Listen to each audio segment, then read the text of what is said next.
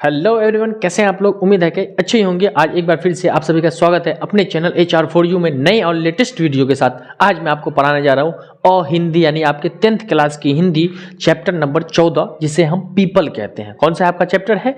People है और हिंदी है आपका। पीपल चैप्टर में क्या दिखाया गया है और इसके लेखक हो गए आपके गोपाल सिंह नेपाली। ये जरूर याद रखिएगा दोस्तों, गोपाल सिंह नेपाली, ये आपको याद रखना है, ठीक है।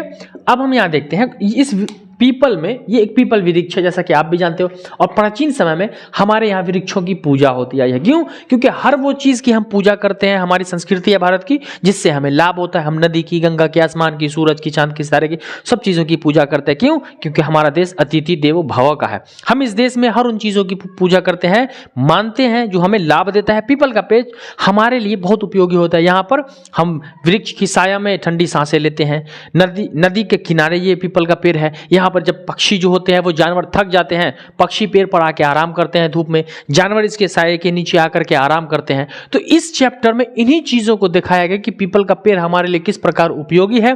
तो अगर आप चैनल पर नए तो चैनल को सब्सक्राइब कर लेंगे और बेल आइकन भी दबा लेंगे, क्योंकि वीडियो अगला आपसे छूट ना जाए। चलिए हम पढ़ना शुरू करते हैं। पीपल, देखिए इसमें प्राकृतिक यानी ईश्वर के द्वारा बनाई गई हर चीजों को बताया है कि प्राकृतिक होता क्या है, प्राकृतिक से हमारे जीवन को कितनी शांति मिलती है।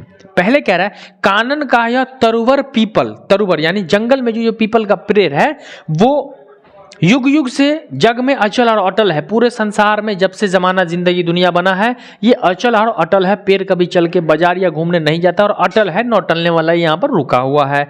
ऊपर विस्तृत नभ नील नील, नीचे वसुधा में झील, यानी ऊपर विस्तृत नभ यानी ऊपर आकाश में आसमान है और नीचे वसुधा में झील, झील यानी नदी में, वसुधा यानी नदी में पानी, झील की मात्रा पानी। जामुन तमाल इमली करील, यानी यहाँ पेड़ कौन कौन सा है? जामुन तमाल इमली करील। जल के ऊपर उठता मिरनाल, फुनगी पर खिलता कमल लाल। जल के ऊपर उठता मिरनाल और फुनगी पर, तो मिनराल काट दिया हुआ, कमल की कोमल ठंडल, हमें ठंडक मिलती है। और फिर क्या कह रहा है? फुनगी पर खिलता, फुनगी यानी ऊपर के हिस्से को कहते हैं जहां फल होता है, और वहां पर क्या खिलता है? कमल का लाल फूल खिलता है।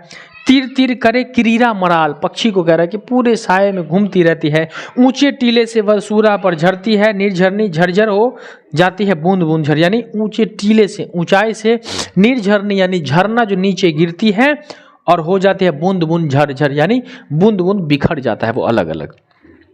निर्झर के पास खड़ा पीपल सुनता रहता है कलकल छल छल, तो पीपल कैसे सुनता रहता है? कलकल छल छल। तो निर्झर, झरना के पास क्या है? ये आपका पीपल का पेड़ है। झरना के पास आपका पीपल का पेड़ हो जाता है। पल्लव हिलते रहते हैं ढल ढल, पत्ते कैसे हिलते हैं? ढल ढल हिलते रहते हैं पल्लव।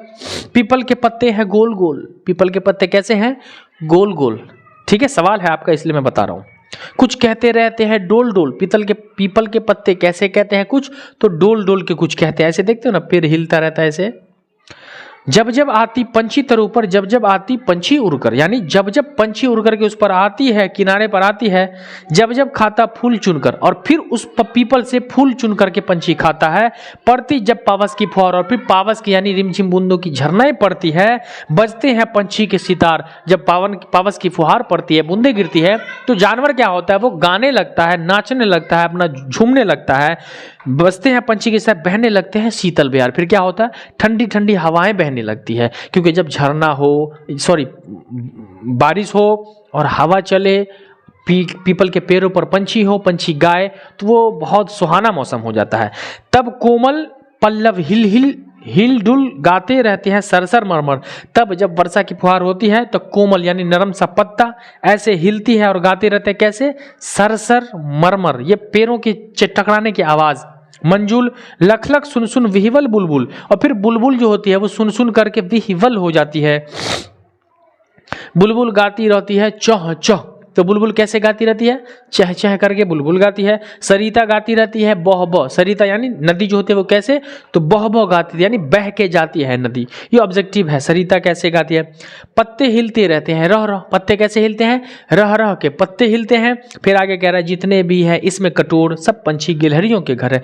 कटोर जो होता है ना, वो पेड़ का एक छोटा सा, ये मान लो आपका ये एक पेड़ हो गया ना, और यहां पर से फिर एक हिस्सा पेड़ का हो गया, ये हिस्सा जो हो गया ना, तो कटोर होता है। और इसमें गिलहरी होती है, वो अपना घर बना लेती, इसी को कोटर कहा गया है ना।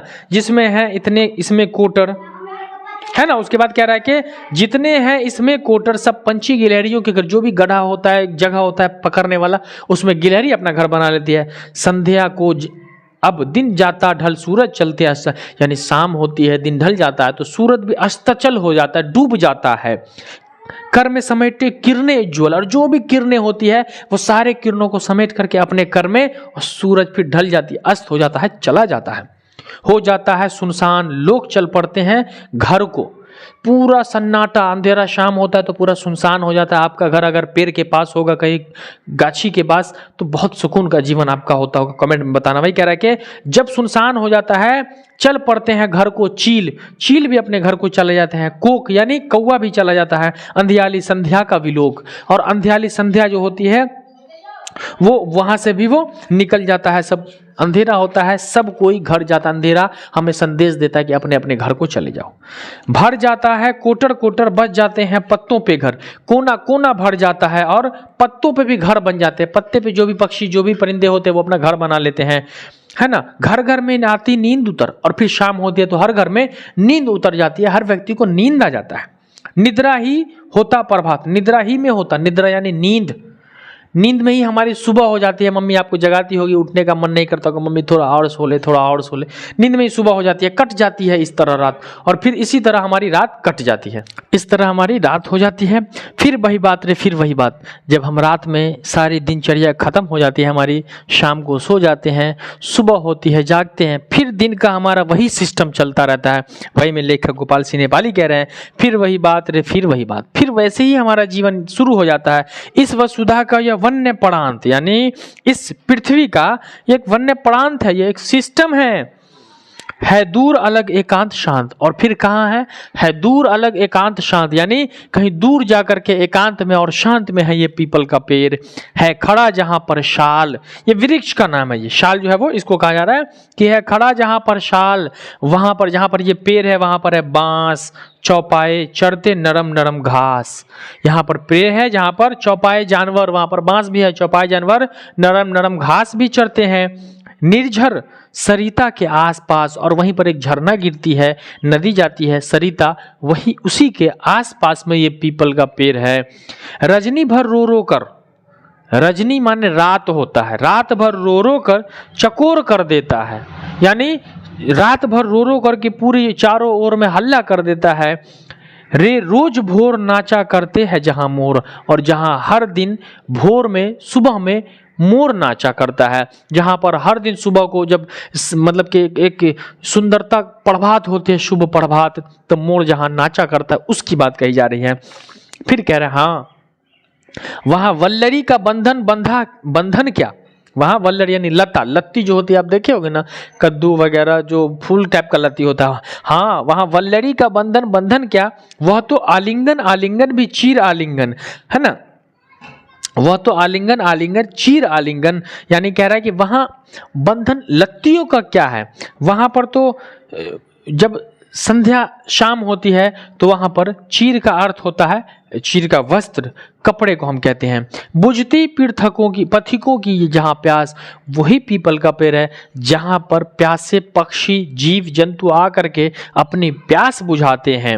निद्रा लग जाती है अनायास, और जिसको कभी दोपहर का समय होता है, मई जून के समय में आदमी धूप में थक जाता है, जानवर भी, तो उस पेड़ के साए में बैठ जाता है, और जिस किसी चरवाहे को निद्रा, नींद लग जाती है तो वहां पर सो जाता है, वहां वहीं सदा इसका निवास, और वहीं सदा के लिए इसका निवास हो जाता है, यानी कि सदा के लिए वहीं पर वे रहने लगता है। तो ये पीपल चैप्टर है आपका। अब सवाल कर रहा है आपका यहाँ पर कि पीपल के पेड़ हमारे लिए किस प्रकार उपयोगी है, तो पीपल का पेड़ हमारे लिए इस प्रकार उपयोगी है कि जब कोई व्यक्ति थक जाता है तो उस पेड़ के साये में आराम करता है। जब किसी पक्षी पंछी को प्यास लगता है तो पीपल के तट पर आकर के निर्झर से पानी पी लेती है। थके हारे मांदे लोग वहां पर बैठते हैं। कैसा वातावरण मिलने पर बुलबुल पंछी गाने लगती है, तो पावस के सितार पड़ने पर बुलबुल पंछी गाने लगती है। वन्य प्रांत का सौंदर्य का वर्णन करे, वन्य प्रांत जंगल कैसा था, तो वन्य प्रांत का जंगल जो था वो पीपल के वृक्ष के पास बांस, अलग अलग और भी पेड़ पौधे, वहां पर गाय बैल जो भी जानवर थे वो वहाँ पर चरते थे घास, इस तरीके से पावस की फुहार झरना थी, इस तरीके से वहाँ का वातावरण दिखाया गया है। तो ये आपका क्वेश्चन आंसर क्लियर हो गया। तो ये आपका 14 नंबर चैप्टर था। इसमें से 2-3 चीज़ों को पूछेगा, जैसे बुलबुल कैसे गाती है ना, पत्ते कैसे हिलते हैं, है ना, रह रह करके पीपल के पत्ते कैसे हैं गोल गोल। तो इस चैप्टर में प्राकृतिक चित्रण को दर्शाया गया है। तो ये आपका 14 नंबर चैप्टर पूरा का पूरा कंप्लीट हो चुका है। इसके आगे आपका 15 नंबर चैप्टर शुरू होने को है, दीनबंधु निराला, जो कि उस चैप्टर को आगे पढ़ाएंगे। तो अभी इस चैप्टर में किसी तरीके का कोई प्रॉब्लम है तो कमेंट सेक्शन में आप पूछ सकते हैं कि सर हमें प्रॉब्लम है या फिर क्या, तो आप कमेंट सेक्शन में हमें बताएं। और अगर आप चैनल पर नए हो तो चैनल को सब्सक्राइब कर लोगे, बेल आइकन दबा लोगे, ताकि हर दिन की वीडियो का नोटिफिकेशन आपको मिलता रहेगा। और आपकी तैयारी आप कम नज़दीक आ चुकी है समय एग्जाम का, तो जो भी कवायद और उर्दू हिंदी व्याकरण उर्दू कवायद में देता हूँ, सबको प्लेलिस्ट में बना दिया मैंने। प्लेलिस्ट में है टोटल वीडियो, जो चैप्टर आपका छूट गया है तो इससे पहले 13 वीडियो प्लेलिस्ट में अपलोड है, आप वहां से जाकर के देख सकते हैं और कमेंट सेक्शन में बताएं कि सर हमारा कंप्लीट हो जा रहा है। तो दीजिए अपने हसन सर को इजाजत, मिलते हैं हम इसी खुशी और मस्ती के साथ। तब तक के लिए जय हिंद, वंदे मातरम।